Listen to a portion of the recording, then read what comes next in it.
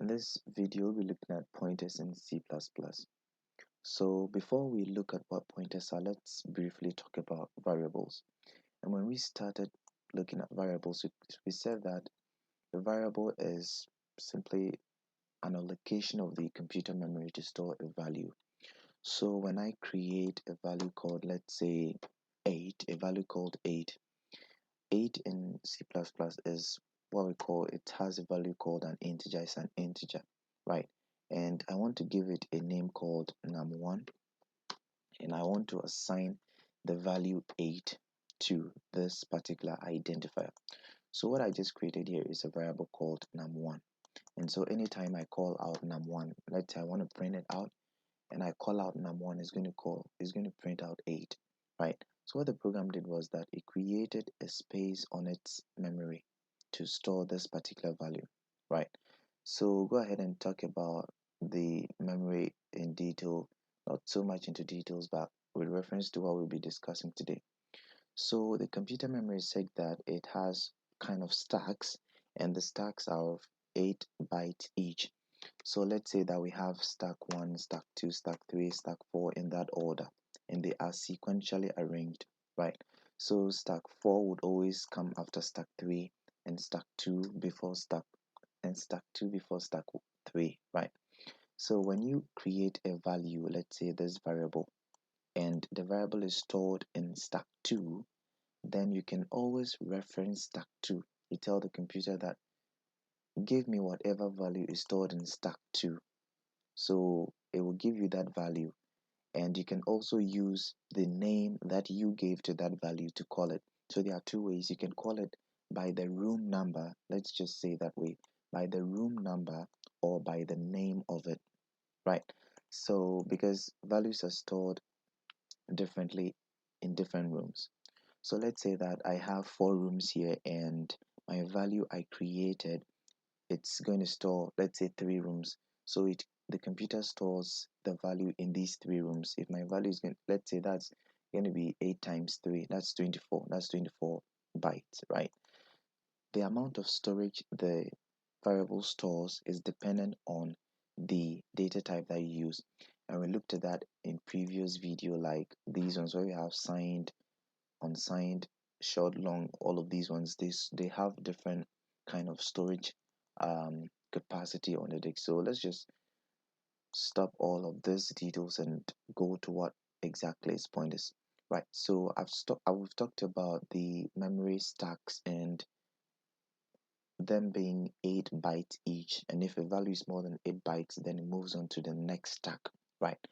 So then if I create a variable called int, I can call it using its identifier num1, and it gets printed.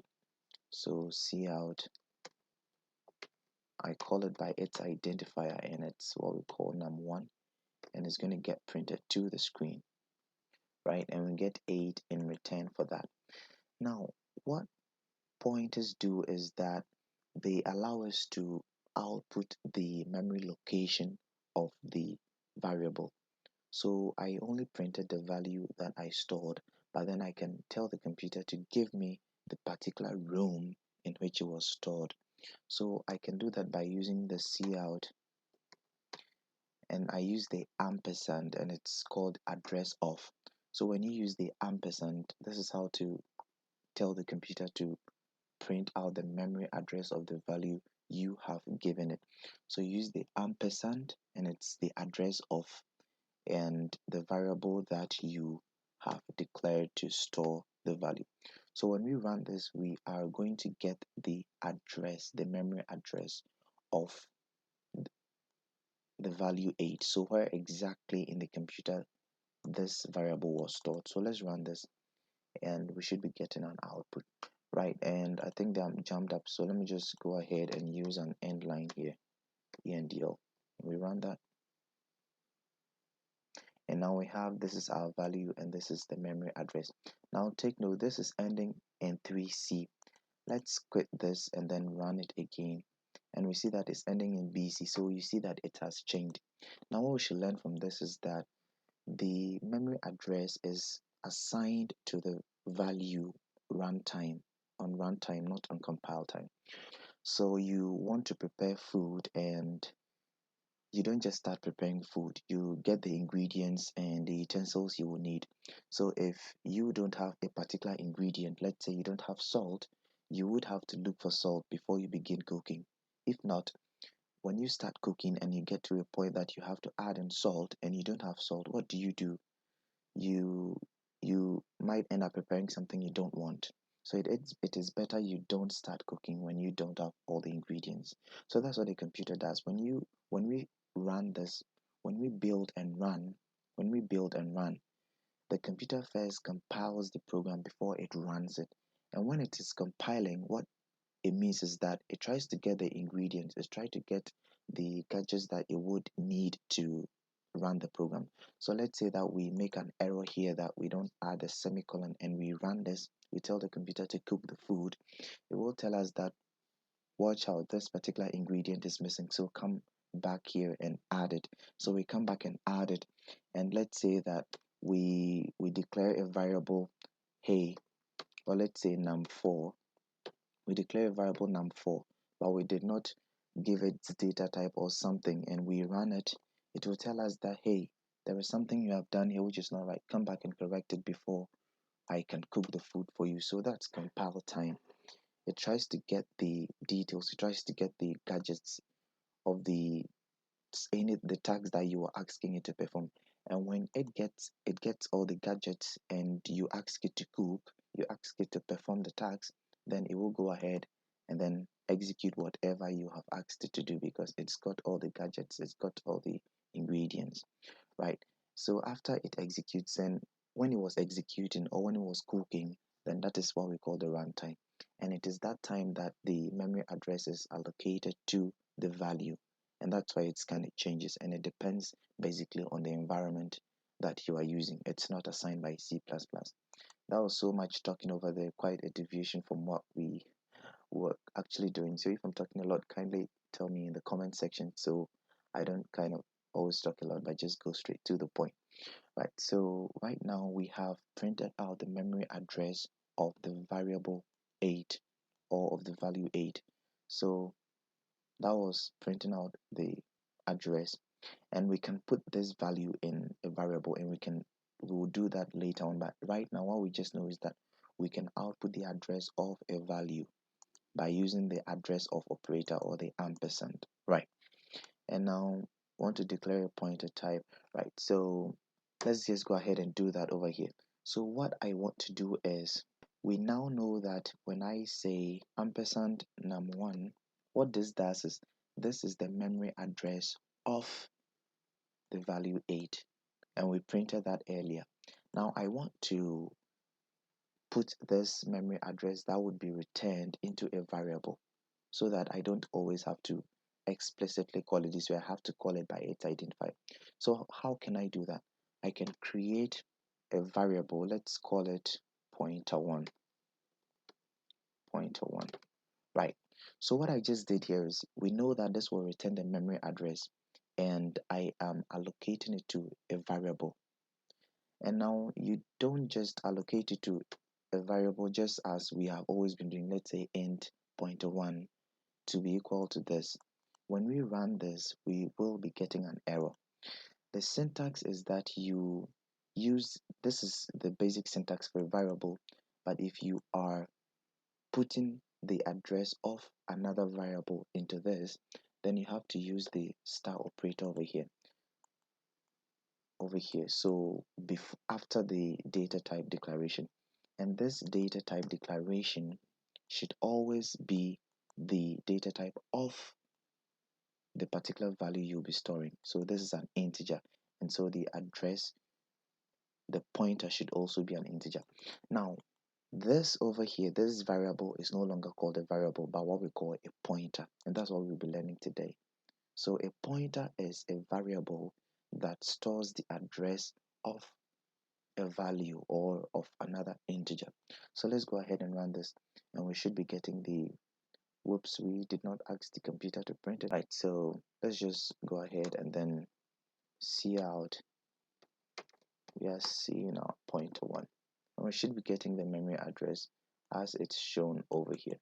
right? So that's how to declare a pointer. So we have declared the pointer and we have initialized it with this particular address. So declare a pointer type and all of that. Initialize a pointer, we've done that already. And now we want to dereference a pointer, right? So what we call dereferencing is right now this pointer value is storing the address of num1. Dereferencing works in reverse. It means getting the value that is stored in an address. So we had this address called pointer1, and when we can tell the computer that whatever is stored at that address, then give me that value, and that's so called dereferencing. And this is how to do it. We can dereference. Let's just go ahead and explicitly print it out, then after that we can put it in a variable. So I can just use this operator, the star operator again, with the name of the pointers. In this case we are using pointer1, right? So let me go ahead and put an end line over here. So we know that this line will get the memory address of the value num1, which is 8. And what I just did over here is I used the dereferencing operator, which is the star over here, to dereference this address. So dereferencing an address is simply means telling the computer to give you whatever value is stored at that address.